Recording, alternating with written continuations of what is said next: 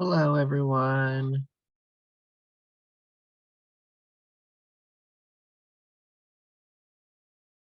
Plug my mic in.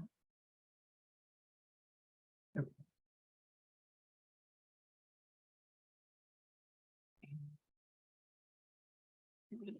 we go. Hi, Rathon. Hi, Keaton. Hi, Elise. Oh, I think almost everyone's here already. Can everyone hear me? Today, I have not enjoyed the good weather. I have been inside. But the past few days I have been, so that's okay, I guess. Hopefully everyone else has gotten out and about to do things. Yeah, I don't know if the campus Wi-Fi works very well outside, but I do like to write and stuff outside personally, especially in this kind of weather.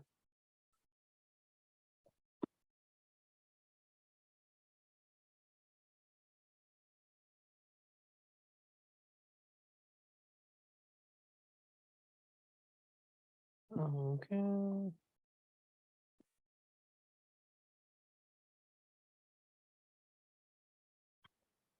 Ceramics, yes, we are talking about ceramics today. We'll start in just 1 minute. I think actually everyone's here, so I can actually might as well just, oh, good, okay.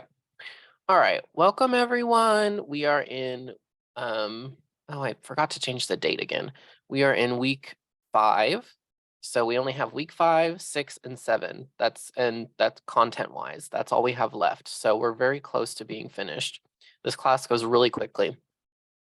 And today we are talking about national identity and defining Korean art in museums, particularly in Europe and North America, because there's a little bit different perspective between Korea and in Europe and North America.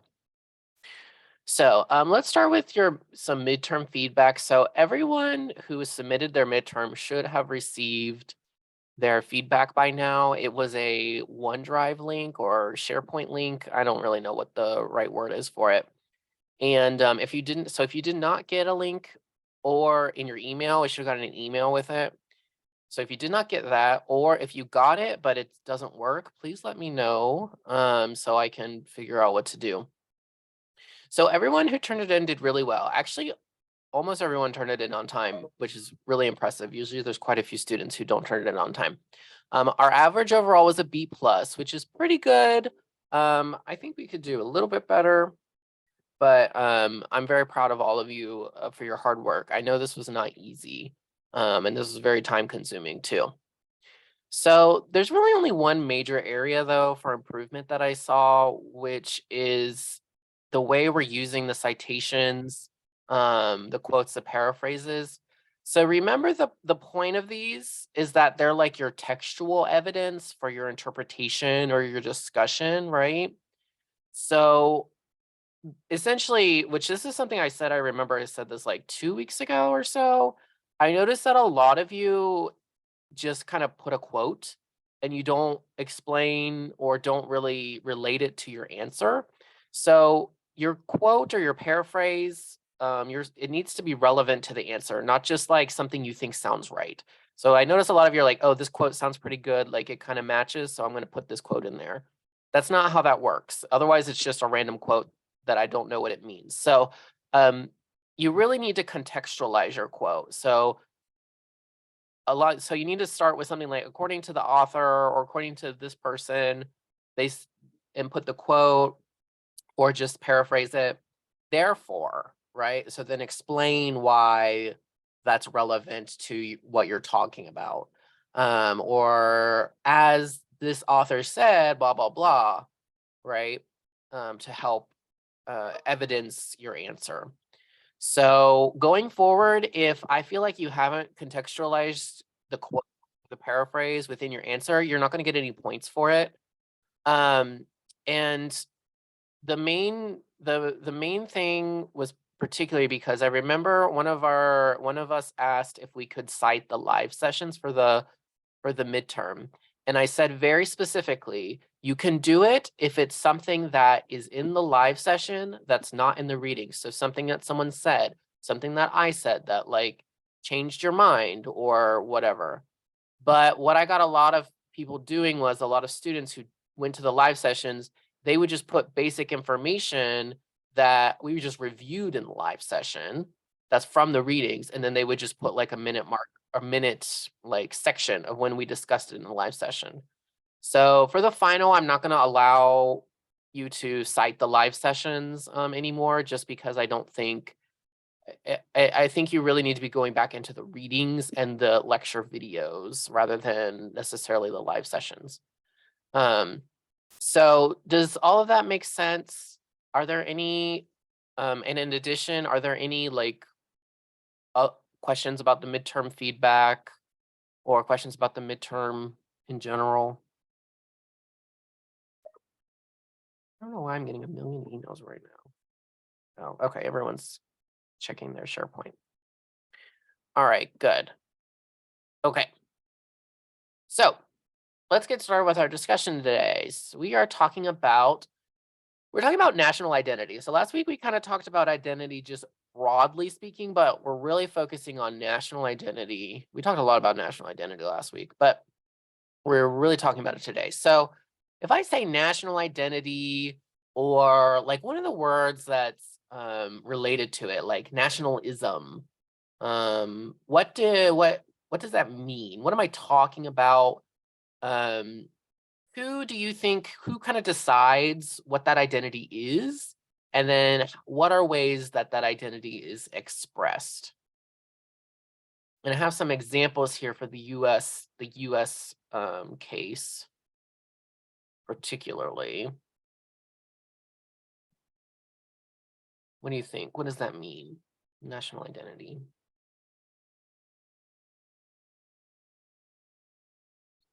Okay, the previous generations of what? The government, absolutely. Related to there's a government and there's like everyone who falls under its jurisdiction, right? Something representative. Okay, everything is representative, right? Okay, good. Yes, the group around you, like your country, that this is good. Yeah. So thinking about, there's this idea of this collective that we have when we're talking about a country, right? So a country. Good. Cultural viewpoints. What is a cultural viewpoint? What does that mean? Yes, good. Rooted in a country of origin. Yes, exactly.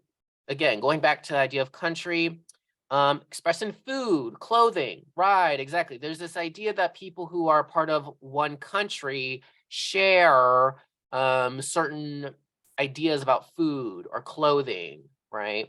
Memorable leaders. Yes, leaders are very important to national identity. So those people who have led the country in the past, usually people who were really good leaders or are thought to be really good, right? Yeah, where you're born. Yeah, where you're born is very important. It's a lot about where you're born. Yes, good. So, like freedom. So freedom is like a value, right? So people within one country share a certain set of values.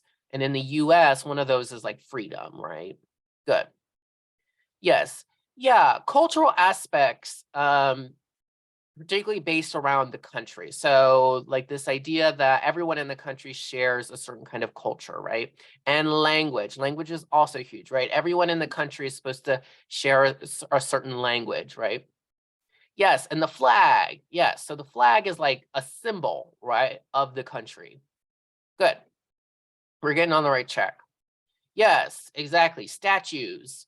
Statues can be used to represent like those past leaders or events that happened in the past that are important to the country or the nation, right? Yes, very good. Sometimes, not always, it is a stand-in or a proxy for ethnicity. So national identity and ethnic identity are really intertwined with one another, right? And we're going to talk about that with Korea particularly, right? Good. So yeah, it's just these common things that people who are supposed to be part of one country share. So history, culture, symbols, memories. So that's like what important events that have happened and values, right? So everything that we've been saying, but the idea is that everyone in the country is supposed to share it.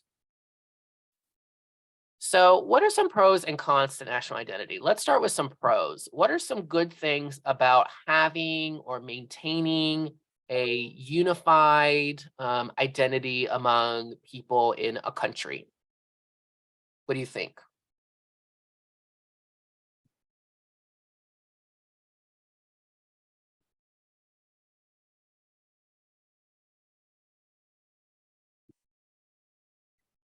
Good. Yes. Sense of unity and community. Yeah, you feel like you're part of something. Exactly. Good. Yes, communication bonding. Yes, it makes it easier to communicate within the country if everyone shares this same thing, right? Good. What else? Think of a thing. Yeah. Good. Okay, makes people stand out and not look like they fit. Oh, is a con. Yes. Okay, good. We'll get to the cons in a moment. Right. Yeah. So for pros, yes, good. Here's the other one. Pride. It makes you feel good about yourself, right? You have a pride in your community. You feel good about who you are and who your community is. Yeah, exactly. Good. Yeah. So one of the, I mean, kind of the like basic like political reason it's important is because it reduces conflict within the country, right? People aren't fighting each other all the time, right? But that sense of community, um, and if everyone shares like a similar culture, then like everyone can kind of celebrate and can hold like these national, this kind of national schedule, right, of holidays or values. Everyone values the same thing and sense of pride. Ooh, okay. So cons. So we have one con here. Yeah, so it makes people stand out. Like if you don't fit in with what the ideal national identity is supposed to look like, right? You kind of get ostracized, right? What's that kind of mentality? There's a particular like phrase there for that mentality. We've definitely been seeing it a lot lately. Tribalism? It might be that. I'm thinking of like it's called a something mentality. Yes, exactly. Segregation. Right, exactly. Because that's not what I'm talking about. But yeah, there's like a difference. If people don't fit in, then we start dividing everybody up, right? Good. Yeah. It doesn't always fit everyone, right? Yeah, everyone thinks the same. Yeah, good. Yeah. So everyone thinks the same if everyone is kind of following blindly like the national identity. Racism, yes, a form of racism. Yeah, it's kind of racism is born of this identity. So let's look here. So one of the cons is the distortion of history, right? So the way that we remember the history is either our country's always the good guy or our country's always like the victim, right? So you can probably think of that like we've been talking about a lot with Korea. The idea is that Korea is always the victim. And then the US, particularly our narrative or the national narrative of history is supposed to be the US is always the good guy, right? Yeah, so this is what I'm talking about here. So all of these things we have going on here can be boiled down to like an us versus them mentality, right? Racism, tribalism, hostility towards others, intolerance, right? This is idea that our group is for some reason because we have our specific thing. Their group, they don't share the same thing as we do, or they don't, believe the same thing. So they are against us. So national identity can really brew this up among people, right? Good. And then this is the like everyone thinking the same, right? Is essentialism. So this idea that everyone has to think the same or everyone who's in part of the group is the same, right? Which is never true, right? Everyone, even like we were talking about last week, we are all sorts of different identities at the same time.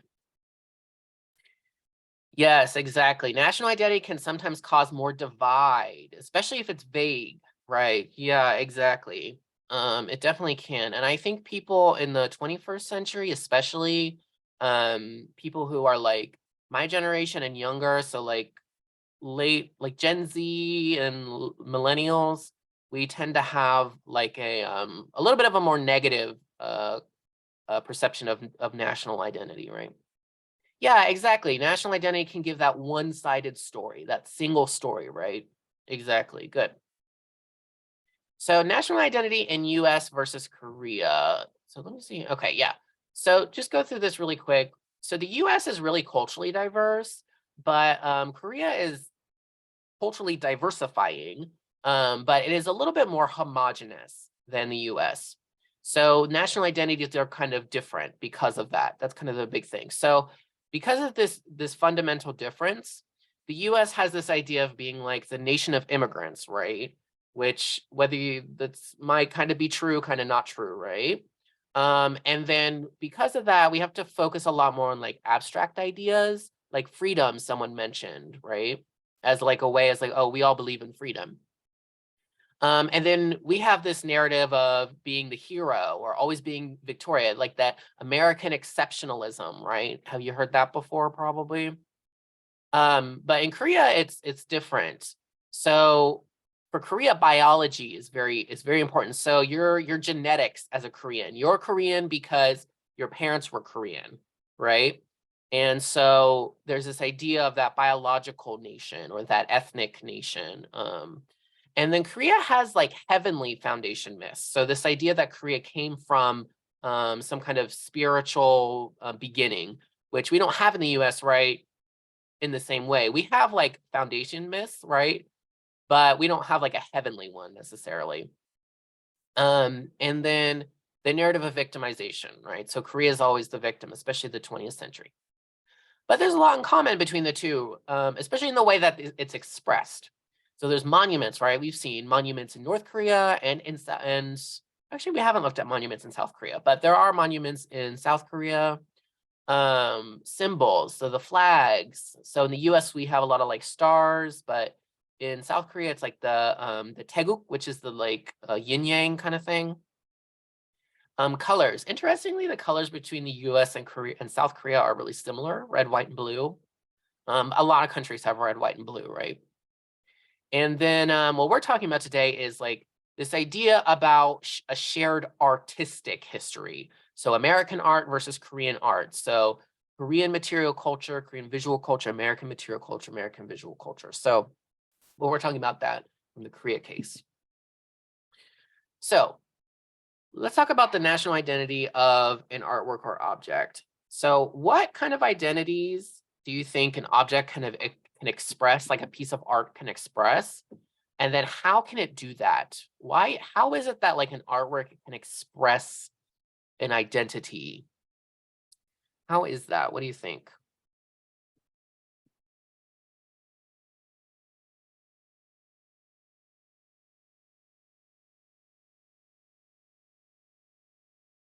Good. So symbolism. So there are certain, so like we've been talking about, there are certain icons, right? So certain like recognizable icons, recognizable things that get repeated often within the artwork of a culture, right? Yes, the look or the appearance. So things, maybe this idea that things within a culture have a similar look about them. Good. Yes, exactly. So an artwork or object can express all these different identities, right? Individual, the cultural, gender, class, and it's from the way it looks, the symbolism perhaps behind it, right? The material, yes, absolutely. Material is very important. And yes, I see media, material, good. Yes, very much so. What is used to make it is very indicative of, can be very indicative of who made it and when it was made as well. Right, exactly. Yeah, the stylistic decisions. So like the colors that are used, the way that line is used, the way that it's composed, the way things are arranged, the perspective, right? All these different visual elements, right? Good. So when we talk about national identity, we're talking about this certain way of looking and assigning a national identity to an artwork or an object. It's a certain way of looking at all these things that we've talked about here and listed, and particularly in retrospect, and saying, oh, at this time in this place, they were doing this kind of art very consistently, right?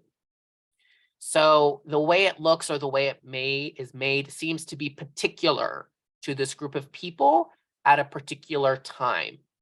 And the important thing is that it's really retrospective. So we don't know at the time that's what's happening. But when we look back, we see that there's this trend, okay? So be thinking about that. It's a looking back process. So what kind of object or artwork did you read about and everyone was talking about in their blogs that is used to represent Korea or Korean art particularly? There's one kind of artwork. One kind of art? Absolutely. Yes, ceramics. And then even more specific. Yes. Elise got it here. I think Elise is in the ceramics class, so maybe that's why she already knows. But Celadon. Celadon particularly. This. Oh, that picture did not turn out very well on this slide. Yes. This blue-green, you can call it Celadon. You can call it blue-green ceramics. Both are fine. Green, blue-green glazed, all of it. But yes, it's this right here. And so what we want to think about is, how did that come to represent Korea as art, as Korea's art? You know, that's the question for today. How did that happen?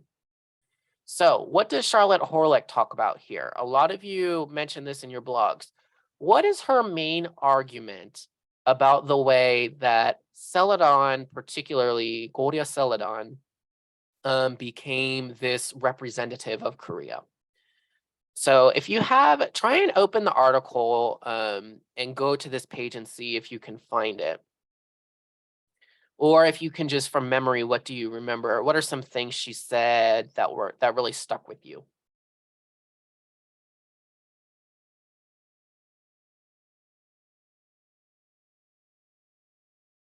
What do we remember?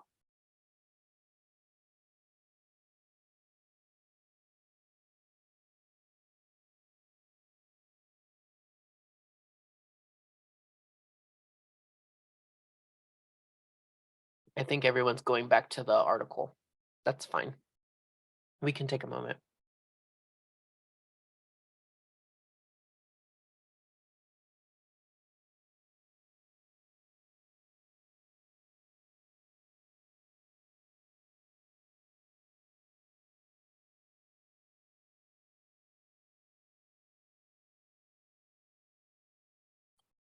There it is. Yes, very good.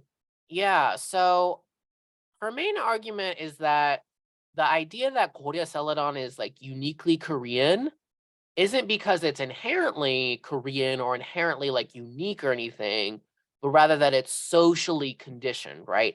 It's these different contexts that were happening in the late 19th and the early 20th century, especially the context of these non-Korean collectors, right? Exactly. There's the not Korean people who really necessarily saw this as Korean art, but non-Korean people. So who are some of the non-Korean people? Who are some of the foreigners? Yes, exactly. So who are these foreigners? There's two different groups. Japan, the US, and Europe. Yes. So there's kind of like Japan and then like North America and Europe are kind of like the two groups, right? So for Europe, such as US, they were looking for this kind of national art, right? Particularly in antiquity. So like I was saying, they were looking for things. So looking at art and looking at it, from the past, and they're trying to match it with these countries, right? They're saying, oh, this is from the past. This is a part of who that nation is. This is something that's consistent among this group of people, right? So that's what Europe and the US were trying to figure out. And then, so the problem was, though, for them is that when they saw Korean paintings, they thought it looked too Chinese. Because if you know anything about Joseon period painting, you know it's very based on like Ming and even earlier styles of painting. And then they saw Celadon, and so they knew about Song Dynasty Celadon, particularly the Chinese counterpart. And they were like, oh, this is blue-green, but this is Celadon, but it looks different. It looks really different. So that's why they came to be interested in it as like a national art for Korea.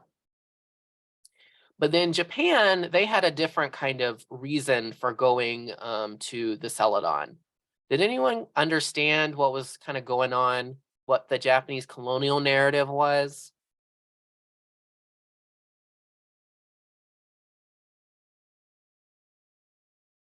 We'll look at the counterpart and we'll decide. But generally, yeah. So Japan, the reason that it came about that they became interested was because they were excavating all these tombs in Korea and that were from the Goryeo period. And they found all of it. They just found a bunch of it. So it just was really accessible, right?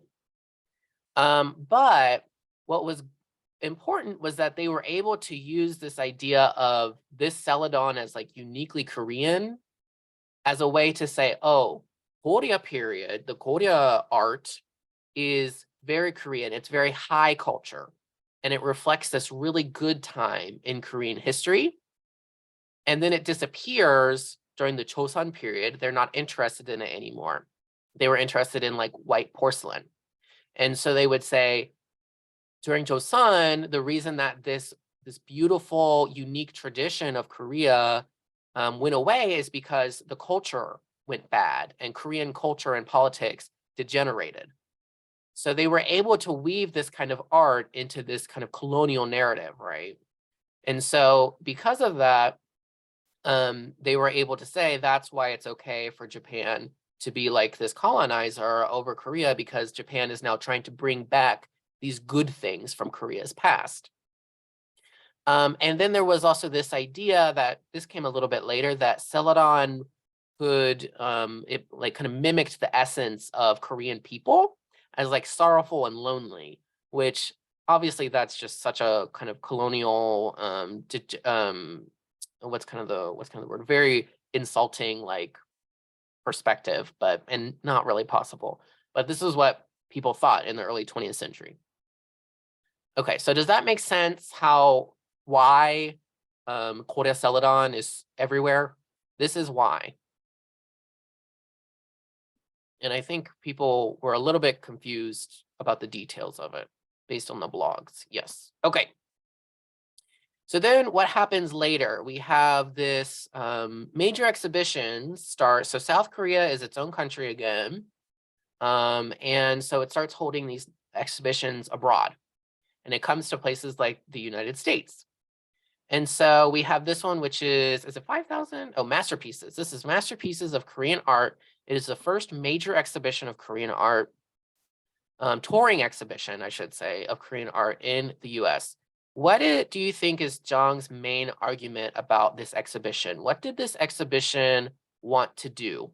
And it wasn't just one thing. There were several things that it wanted to do. What's stuck with you?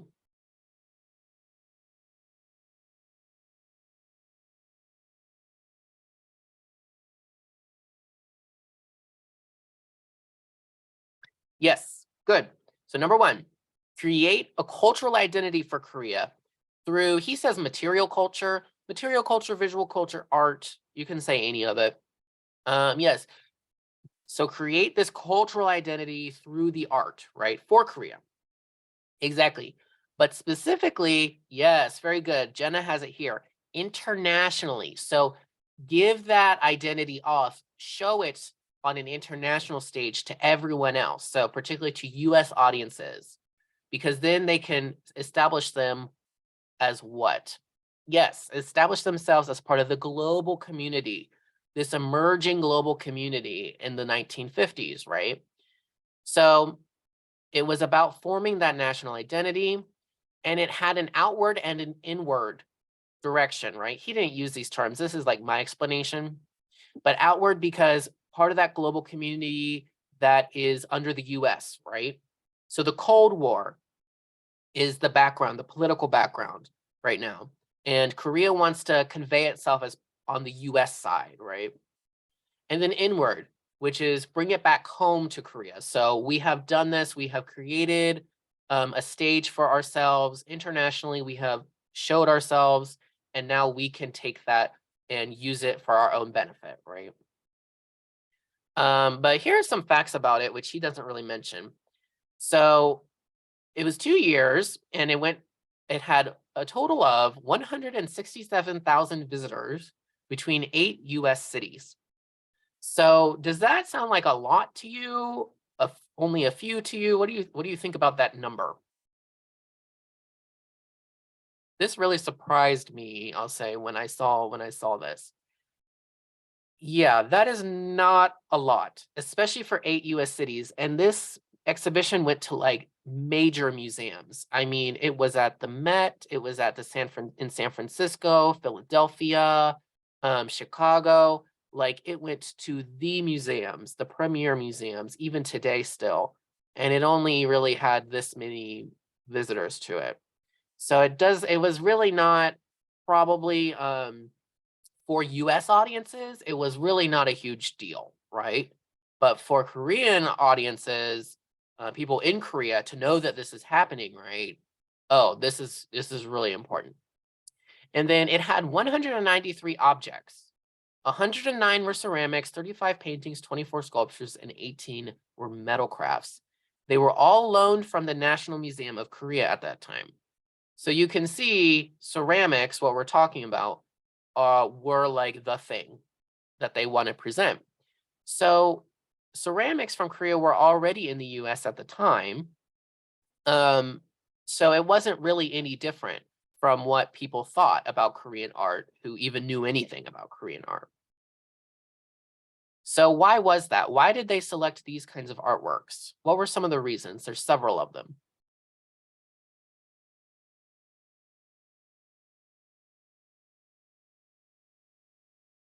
So I guess we kind of answered that question though, didn't we? Yeah, so they were viewed as like the unique artifacts, no Chinese influence. And then they were following the earlier tastes, right? But Zhang doesn't really talk about this. I don't know if you noticed or not. He doesn't talk to what Charlotte Horlick is talking about. And the main reason was because of the Cold War politics, right? So what is it called when one nation, so someone like South Korea, uses culture, something like this, like an art exhibition, to gain the support from another nation or another nation's people? Has anyone ever heard of this idea before? It's a kind of power.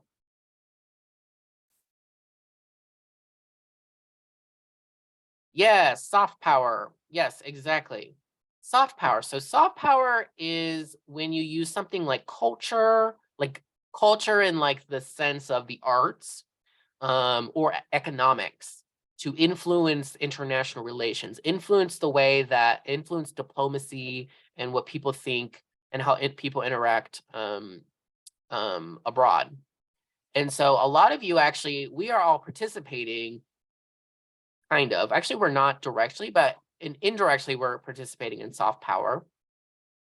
But there's a lot of, many of you probably have participated in it, whether you're going to a museum exhibition.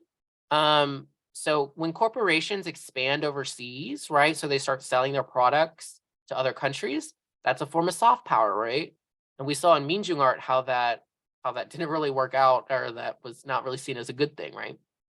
If you've ever done an exchange student program or taken foreign language classes like me, the fact that you're in this class is about Korean art and culture, right? This is a form of soft power. What we're trying to do is get people in the US to understand and appreciate the culture of this other country, right? So it's not necessarily like a bad thing, but it's this nuance to what's going on and how even something as small as like your foreign language class can have big reverberations, right, for the political sphere. And it's really preferable to hard power, what's called hard power, which is military force, particularly. So like just last year, Russia invading Ukraine, that's a huge example of hard power. And the US invasion of Afghanistan, like in 2001, right? That's hard power, right? To try and influence the way that international relations are working at the time. So let's play a little bit of a game, which we've kind of been playing all semester, which is what is Korean about it? So looking at some of the masterpieces from the exhibition, let's see. So we have this painting here that was in the catalog. I don't know if anyone picked up on it. What do you think? If I looked at this painting, why might I think, oh, yes, this is a Korean painting? What is Korean about this painting? Good, the hats. So it's not a print, it is a painting, it's an ink painting. So yes, the hats, the clothing, good. So the subject matter, so what they're wearing, good. It's an ink painting, yes, exactly. So it's the medium is like East Asian more broadly, good.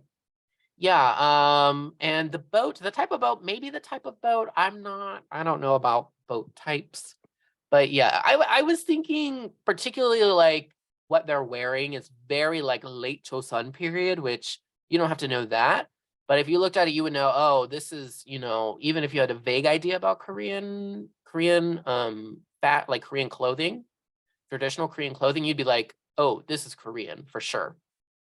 Good. What about this one? This is a big one. But I think this is a little bit abstract. I'd be impressed if someone knew why this one is Korean. Jen might have an idea of why this is Korean. This is a painting of a tiger.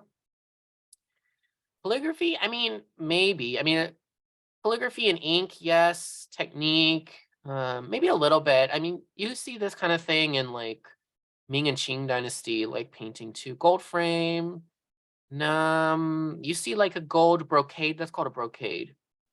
So the reason is because, and I don't know if this was a huge deal at the time, but the tiger is like this huge or like important national symbol in Korea broadly, because number one, there used to be a bunch of tigers on the Korean Peninsula. The Korean Peninsula is all mountains. It's one big mountain. And they were hunted to extinction. And there are different takes on when exactly it happened. Some people say it was during Japanese colonial period, Japanese colonizers killed them all. I don't know if that's true. But this is something you see often is, this is what the peninsula looks like. This is what a lot of people think of. It looks like a rabbit. But then people in Korea say, oh, it looks like a tiger. Not all Korean people think that.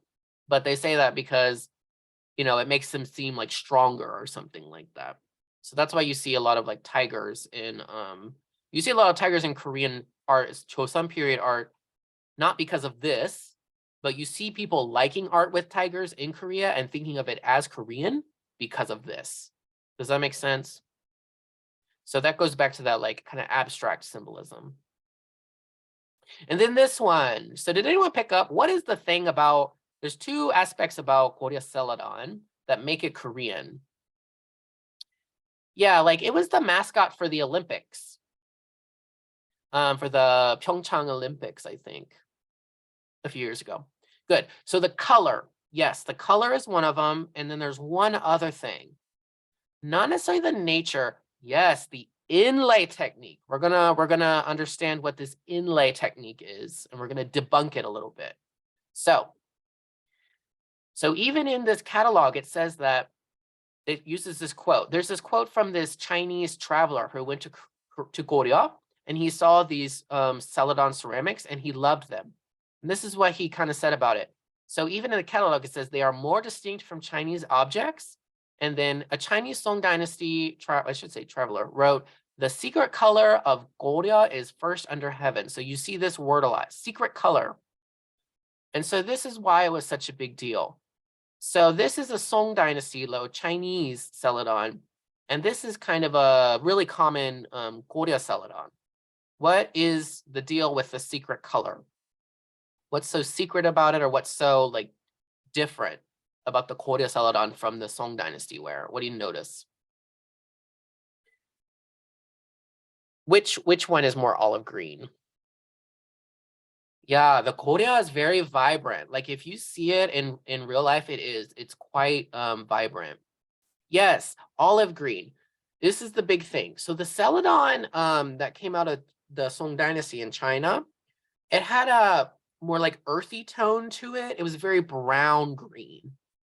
But this celadon, and this is why it's often called blue-green, is because the Goryeo was very much like this bright blue-green, typically.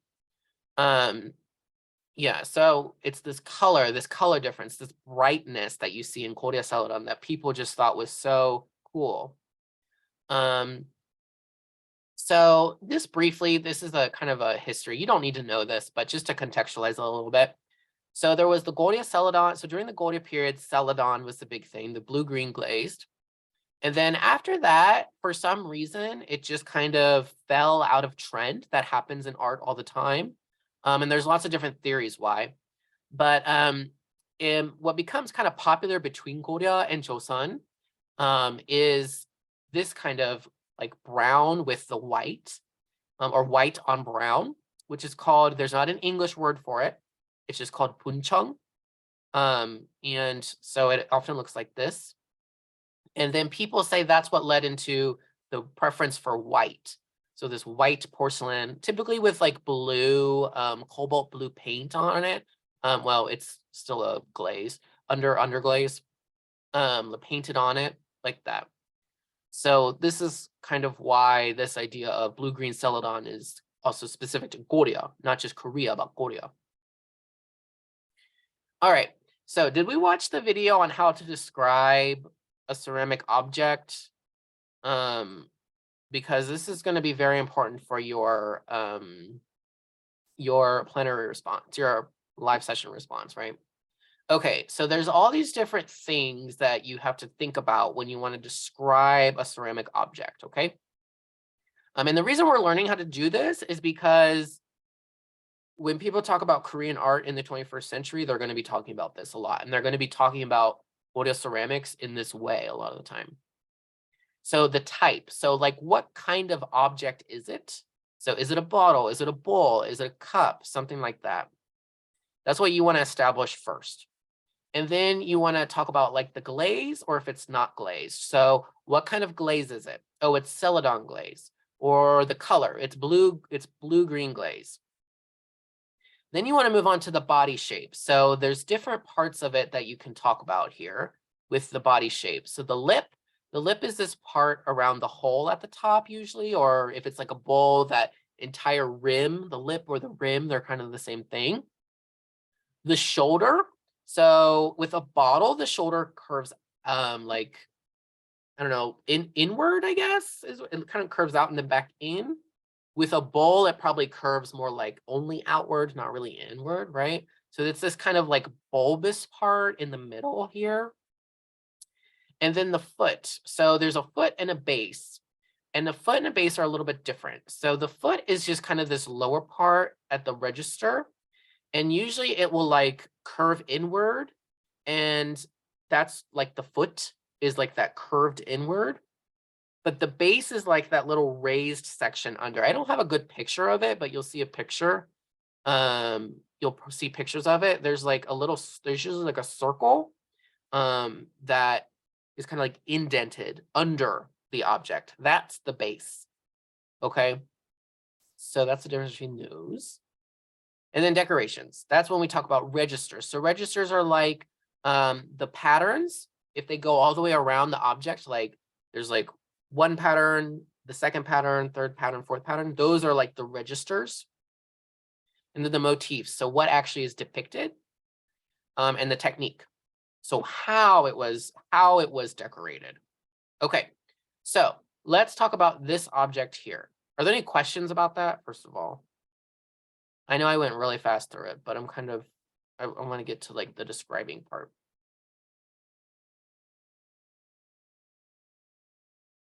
Maybe we should, let's just try it.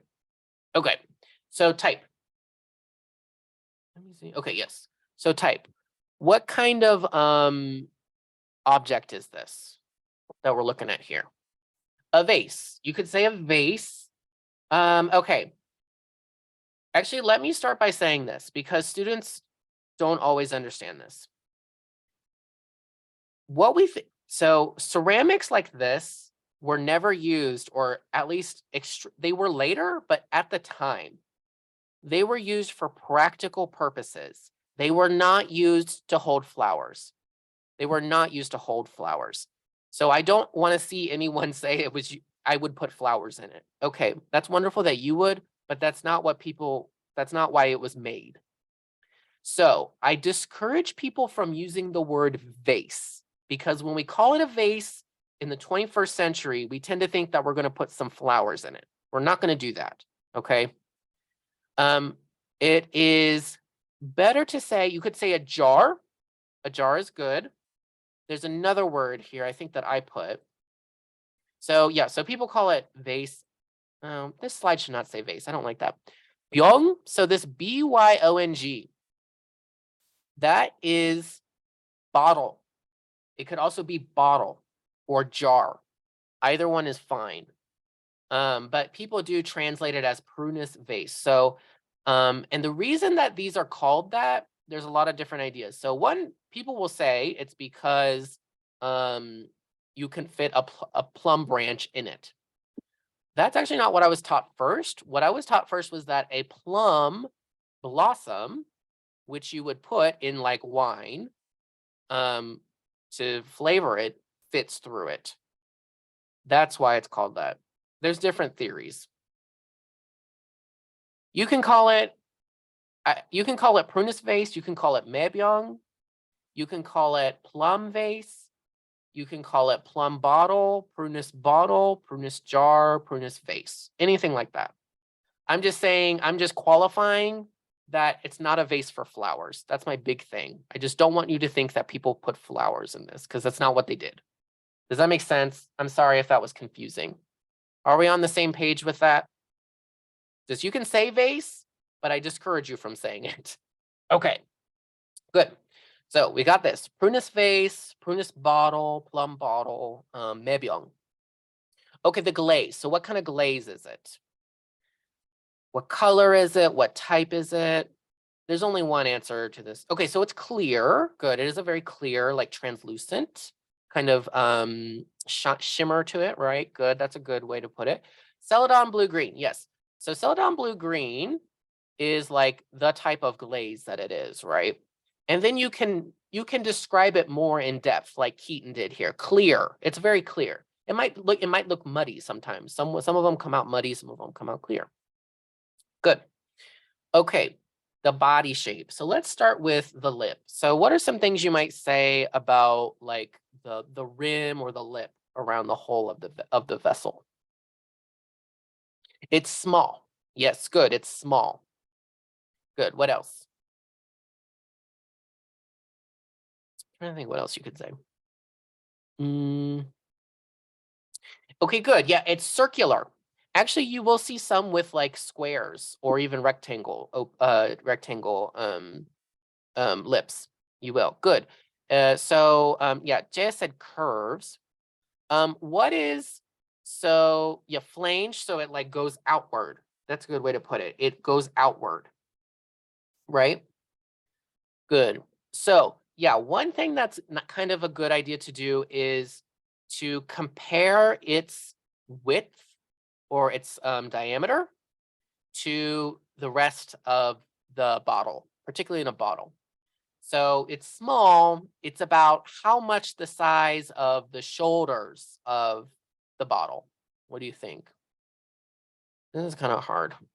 I think it's about, I would say it's like 1/3 the size of the diameter of the shoulders, right?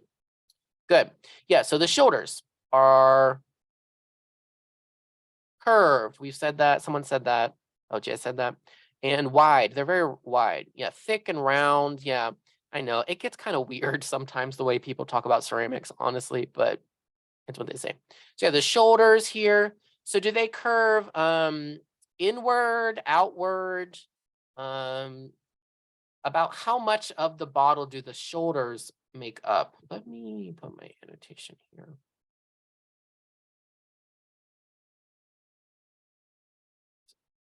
Oh. Here. So this curve here. Yeah, it's like outward, goes out, and then it comes back in. Right, exactly. Convex. Yes, convex. That's a really good word for it. Yes, convex, as opposed to like concave. So like a bowl would probably be like concave kind of. But the bottles are typically like convex. Good. Yeah, it's hard to determine how much. I would just say something like it takes up most of the bottle. It takes up the majority of the bottle's body. Because that's not always the case. Sometimes like this area down here, the like foot area is like really long. Not always, but sometimes. Okay, good. So the foot, let's talk about the foot here, this area down here. What are some things you would say to describe it? It's like size and shape. It's rounded. Yes, we're continuing the round shape. Good. What else? It is not separate. Very good. It's not separated. So sometimes you'll see that there's kind of like an indent, and then the foot is kind of like a separate part. It looks like a separate part of the bottle. You see that a lot on bowls. The bowls have a foot that's separate from the actual bowl, right? Not in this case. Shallow. Yeah, it looks very like it doesn't. Yeah, it's not very deep. It's just not, it doesn't have a lot of volume, I guess, compared to like the shoulder area of the bottle, right? Good. Good. Foot. Yeah, narrower than the shoulder, but bigger than the lip. So that's one way you can kind of figure. And yes, very good. It's very straight. It's pretty straight compared. It might have a little bit of like a concave curve to it, like kind of curving outward. But it's mostly straight. But sometimes you will see them like that. Okay, base. So we cannot see the base in this photo. So if you see the base, say something about it. If you don't, like here, I just say it's not available. You don't have to talk about the base. Usually the base will have something like a signature. It might have like, if it's in a museum, it'll have like the accession number, which is like the number it is in the collection. Usually they don't have anything. The important thing to think about, the reason that people consider the base is sometimes they're glazed, sometimes they're not glazed. Sometimes they have like just little secrets on them, if you will. So that's why people talk about it. Okay, decoration. So registers are, if there's patterns going across, are there any registers on this bottle that you can see? What do you think? Yeah, I agree. I don't think so. However, if I had a better picture, which there's not a better picture, there might be some little bit of a pattern right here around this is the neck, around the neck of the vessel. Okay. What does that mean? So the register. Okay, so let me see if I have a better one. Oh, here we go. Okay. So look at this this bottle, or I don't know what this would be. This is probably like a storage jar down here. Do you see this? Do you see how there's like this circle that goes around the vessel that has like these dots on it, right? And then just below it, there's a new pattern that repeats all the way around the jar lid. And it's kind of this like squiggly line. And then there's just a straight line. And then there's nothing. And then it goes back and it starts again with these dots. And then there's a straight line. And then the dots. Do you see how it's kind of like changing between these patterns across the body? So each of these lines of patterns, that's called a register. Yeah, they're like, yeah, so they're separated, right? So they're kind of like separate. Their registers are a lot like separations, yeah. Okay, does that make sense? Yeah, it was, and you can even see it, like you'll see it, these are like circular registers. Like on this, like this is something you would probably see when you look at a Korea piece. So it's like the circle registers with like these are lotus petals, and then these are chrysanthemums on the inside, and then I don't know what that is. That might be two cranes interlocking in the center. So each of these circles is a register. Good question. Yeah. Sorry, sometimes that makes sense to people when I say it, and then other times they're like, what are you talking about? Okay, so, but the point is, are there registers on this one? I think probably not. Okay, so motifs. Motifs are just icons that you see. There's a little bit of a nuance to it, like motifs are usually repeated. So what are like the motifs? So birds, yes, cranes. You see there's these white birds here, right? So cranes and yeah, bamboo, exactly. There's this bamboo here. And they have the leaves on it. Yeah, exactly. Bamboo and thing. So what do you think is the technique that was used for this? And I'll talk about the I'll talk about identifying symbols in just a moment. Yes, this was the inlay technique. Okay, you are going to see this. So let me talk about what this is. So people think that inlay technique is specific to Korea Celadon. It is not. We know this now in the 21st century. They didn't really know this in the 20th century. But it was in other areas of Northern Asia, not in China, but in Northern Asia, before it was in Korea. So it's believed to actually come from Northern Asia, like Mongolia, the Mongolians or the Huns. So it's, yeah, and Manchuria, and the area that's Manchuria. So that area like immediately north of Korea. So what you do is you take a knife, like normal, like you would carve in a decoration on any kind of clay, and you carve the decoration. You carve whatever it is you want to make. Then what you do is you take slip. So slip is clay, but it's very watery. It's mostly water actually, but it has just enough like girth to it that it'll stick to other clay when you put it on, right? So if anyone has ever worked with ceramics, you've worked with slip. You have to use slip to like get the clay. If it gets too dry, right, you just add slip and it wettens up, right? So then you take the slip and you rub it into the incisions. So you've made the decoration and then you fill the lines in with this slip, okay? And then there's different colors of slip too. Like you could have like a white slip or a black slip, particularly. But you can have, and nowadays you can probably have many different colors. You let it dry and then you just glaze it like normal. So you just, however you were going to glaze it, so put the Celadon glaze on it, you just do that. So you paint the glaze on, dunk it in the glaze, whatever. Dry, and then you fire it. And after you fire it, what ends up happening is this kind of chemical reaction that allows the slip to be seen through the translucent blue-green glaze, and you get this black bamboo here or these white birds, right? But these white and black parts, that was the slip. Okay, does inlay make sense? You don't necessarily, you are going to see this word, and students get very confused about what it means. So that's why I'm explaining this. And you'll have to explain it a little bit if you see it, you'll have to explain it a little bit for your plenary response. Okay, good. So let's get to like interpreting a little bit about this object. So some things we can interpret about a ceramic object are, what is the function and how do you know based on what it looks like, right? So we already said a bottle or a jar. So what makes us say it is a bottle or a jar? As a bottle or a jar, what would you do with it? What do you think?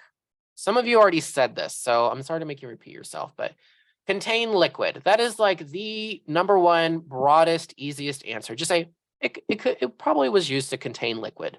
Absolutely. Yeah, storing wine. It's likely that this one was like for wine. Yeah. Good. Storage or fermentation. So some of them, yes. So you don't necessarily need to know this, but the storage jars for things that were fermented, like if they were fermenting, cabbage, for some kind of kimchi, then it's actually this like larger jar that has like a large lid to it, because you kind of got to mix it up and stuff, So this one was probably not for the fermenting, the storage, food storage, probably more for liquid because you could like pour it in with a ladle really easily. Branches for a ceremony. I don't know what you mean there, Elise. Good. Yeah, maybe cool the water. Yeah, exactly. Good. So what makes us say that though? Oh, yes, yes, yes. So sometimes you would sit the vessel in like a little stand, like a stand made out of like wood or jade sometimes too. So I see what you're saying there. Yeah, for like ceremonies. Yes, exactly. Good. So what makes us say that it would be used for that? So hold something like wine or water, and it's really the shape, right? So it has like the curved shoulder, so it can hold a lot of water or wine, a lot of liquid, but the small mouth means that it would be easy to like not really spill it a lot, right? You could pour it really easily out of the mouth. Now it would be really hard to get it in there, I always think, but this is the general answer what people say. So, okay. So that's something you can interpret. The other thing is the icons or motifs. So we said cranes and bamboo. I would be very impressed. Does anyone here know what cranes symbolize and what bamboo symbolize? Okay, yes, good question. The answer, Jared, is that all three. Lid, cork, wooden stopper. So if it has a lid, it's probably going to be made out of ceramics, so clay, fired clay. So we might have it, we might not. Now, corks and wooden stoppers, obviously they don't last through hundreds of years, right? They break down, they get lost, and stuff like that. So that's why we don't have. So this one I think would have had a cork, probably a wooden stopper kind of cork. But that's why we don't have it right today. Yes, so bamboo is strength, good. And then cranes, good fortune and grace. I mean, everything is basically good fortune and grace. But yeah, so cranes are actually longevity. And then bamboo is strength. And so these are really standard auspicious symbols. And so my understanding of why cranes are symbols of longevity, engmaki. Actually, I don't know what is engmagi either, Jay. I've never seen this before. So maybe engmagi is auspiciousness. And so the reason it's longevity, sorry about that, is because cranes kind of live a long time for birds. They live over 30, they live between 30 and 40 years. So I guess that's why that's what I've been told or read, many people say. And then bamboo is strength, which if you know anything about bamboo, bamboo grows through anything, right? So it makes sense. So auspicious, these are auspicious symbols. What does auspicious mean? You will see this word all the time when people talk about these kind of like pre-modern traditional East Asian symbols. Oh, it's an auspicious symbol. What does that mean? Let me look up engmaki.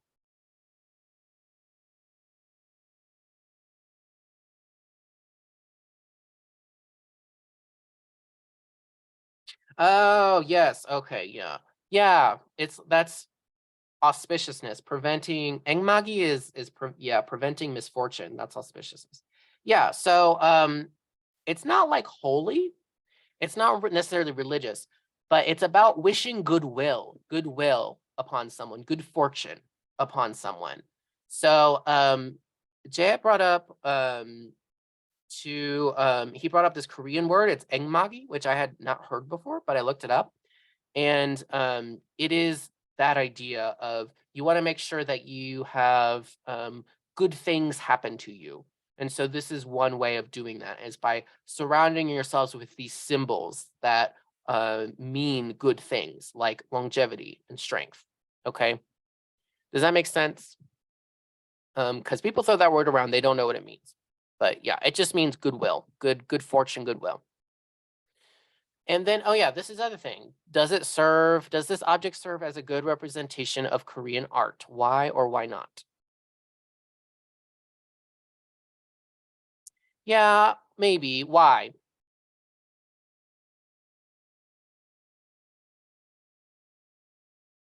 The celadon. Okay, so number one, the color, right? The color. Definitely it's Goryeo. It's very kind of Goryeo color.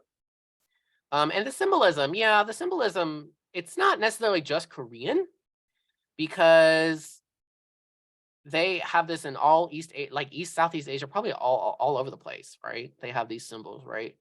But it does have this kind of East Asian, yeah, that's just more broadly East Asian. Yeah, I agree. I agree. And because like I think the only thing about it that kind of the only thing going for Goryeo Celadon that makes it like quote unquote Korean art is really the color. And then nowadays it's really just this color. Good. Okay, so let me just talk about really quickly. We have about 10 minutes, so that's good. So the inlay technique, not really. Art historians particularly, are trying to push back on that idea because historically it's not unique to Korea because it already was in other places and Korea learned it from the groups who were using it in Northern Asia. So inlay technique people will say is uniquely Korean, but not exactly. It's not. So the green, so the reason, oh yes, the reason it's so green. Sorry, I should have. Why won't this go back? The reason it's so green is because it's just a coincidence that the earth that was on the Korean Peninsula that they were using to make it had a higher concentration of iron. So when they glazed it, the iron oxidized. And so if you've ever seen what kind of happens to iron, something made out of iron when it's given to oxygen for a long time, it forms that like green kind of color, right? It greens over time. So because it had so much iron, and then there's a little bit more of a nuance to it, but the iron, because it had so much iron, it came out this kind of like brighter green. And that's like a basic reason why. There's a little bit more to it, but that's the basic reason why. Okay, so other common symbols that you're going to see is this is the weird one. This is the weirdest one. This is called Baoxianghua or Bosanghua, the floral scroll. Yes, floral scroll. This is an imaginary flower. This is not a real flower. It's a combination of a peony, a chrysanthemum, and a lotus, okay? And we're going to talk about these three specific flowers in a moment. But the reason for it being such a big deal is because you combine all three of these and it makes this like really important, auspicious symbol of goodwill and good fortune and good luck to the person who owns it, right? So it's like this very elite kind of thing, but it's not real. And so the other one that's common, this is actually like blacker, but it has a really good, is these little flowers here. So notice it has like a circle in the middle and then a bunch of petals coming off of it. This is a chrysanthemum. So chrysanthemums are small, they're circular, they have a lot of petals. And they are a symbol of elite because they have a lot of petals, right? So it's kind of like being an elite, especially like aristocracy. It also is like related to like wishing ease or like happiness. I've seen like happiness and retirement. I've seen a couple different things, but so you can see how it's kind of wishing just like this goodwill, safe, like good life on someone, right?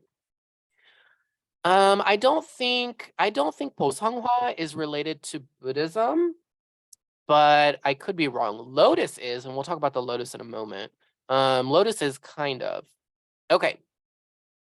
Yes, so chrysanthemums are like autumn time is when they bloom, I think. There's this whole myth, not myth, but whole reason that chrysanthemums are what they are.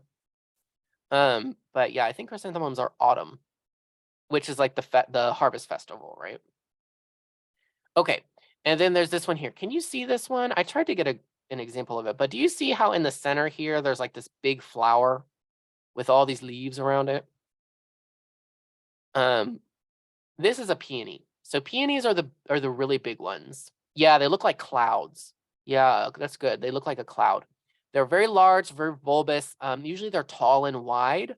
They have really big petals. So because they're like really big flowers, they're also called like the king of flowers sometimes.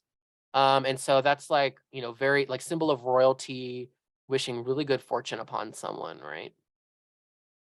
And then last one, lotus. Okay.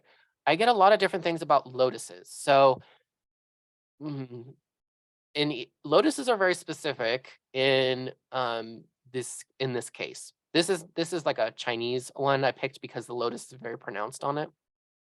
So lotus is always these like pointed petals. See how these are like very pointed? And it's very unlikely that you will see it not emerging from water below. Usually it is shown in like a scene emerging out of the water. So if you see a flower and it looks like it's emerging or like coming out of like the ground or water, probably a lotus. And so this has Buddhist symbolism. So Goryeo was a Buddhist kingdom.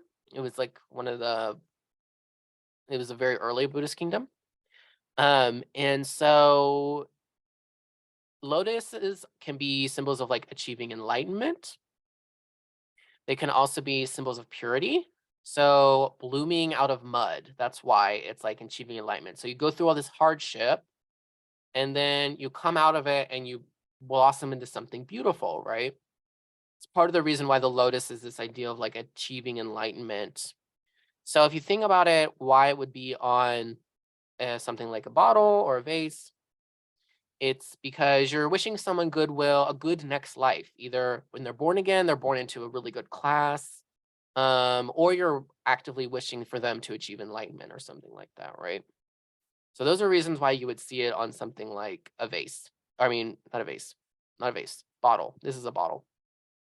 Okay. All right. So just do your best. You don't necessarily need to be able to like figure out exactly what the flower is. Don't spend too much time on it. A lot of the times what you're going to do is it's going to show you it's going to tell you what the flower is. Okay. So this is what you're doing for your plenary response. So it's a little bit different this week. It's worth more points than normal. It's worth 30 points. So does everyone see Canvas?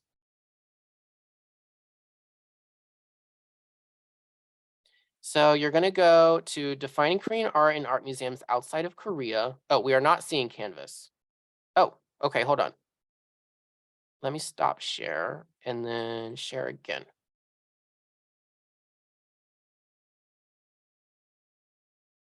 Okay, do we see? Oh, it's loading. Okay, how about now? Yes, okay. So you're going to go to the week. You're going to go to after class, submit ceramic object visual analysis essay. Click on this. This is just like the midterm. And then you should see, yeah, it should have this PDF here. And then I have it written out as well here for you to look at. So download the PDF and read the directions. So I'm going to show you, we're going to go over the directions here. Actually, I'm going to have to stop share again. Here we go. So does everyone see the Word document now? Okay, so description. So what you're going to do essentially is you're going to go on the Cleveland Museum of Art's online collection and you're going to search for Goryeo Celadon. And then you're going to basically do what we've done for the past ones, which is this visual analysis kind of essay, right? Where you describe and interpret it. So this one is worth 30 points total. So it's a little bit longer than normal. And there's a little bit more of your own like individual, you have to figure it out portion to it too. So that's why it's worth more. It's a really easy way to get a lot of points. especially if you're someone who's kind of suffering a little bit. So you don't need to cite or reference anything, but you do need to add an image of the object that you picked to your Word document, your PDF that you submit. Okay. So yes, you're choosing which one you want to talk about. So you're going to go to the website. This is the website link here. Oh no, read about the collection really quickly, because that will help you kind of understand why they have Celadon there a little bit. And then go to this. Well, this is not going to work, is it? Because I'm on share. Okay. Let's see.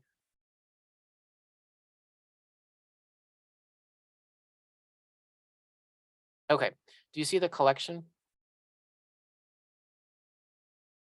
And then it already has the Korea Celadon written. You're just going to click enter, and then all these different objects are going to show up. Just browse through them, pick whichever one you like, and then make sure though that it's Celadon and not buncheong or porcelain. Every so often I have students who submit one that's buncheong particularly, so make sure you read what it says. Read what it says, observe the object. They have really great images for you to scroll in and out, different views of the object, and then write your essay. So introduce this object with the basic details from the website. Describe the object as much as you can and try and follow that order of what we did, like talking about the way the body is, or talking about like what kind of vessel it is, then the glaze, the body, the decorations, okay? And there is there should be something, there's something in the module called ceramic toolbox. Refer to that to help you. And then try to be specific and make sure you talk about the technique. So make sure you read this. This has everything you're supposed to touch on. And then interpret. So answer each of these questions. What's the original function? Why do you think that? What's the significance of the motifs and the symbolism? Just try your best. It doesn't have to be perfect. And then does the museum frame the piece within a nationalist framework as in like exemplifying Korean art? Do you think that this object represents Korean art well? Okay. All right, sorry. I know I'm going over a little bit. So that's what you need to do for your plenary session, for your plenary response. If you have questions, please feel free to stay back and ask me. Otherwise, everyone's free to go. Thank you very much. I know this was, I always feel like the ceramics is like a lot to learn at once. So, which is why I am kind of like, not sure about this unit, but. Thank you. Thank you.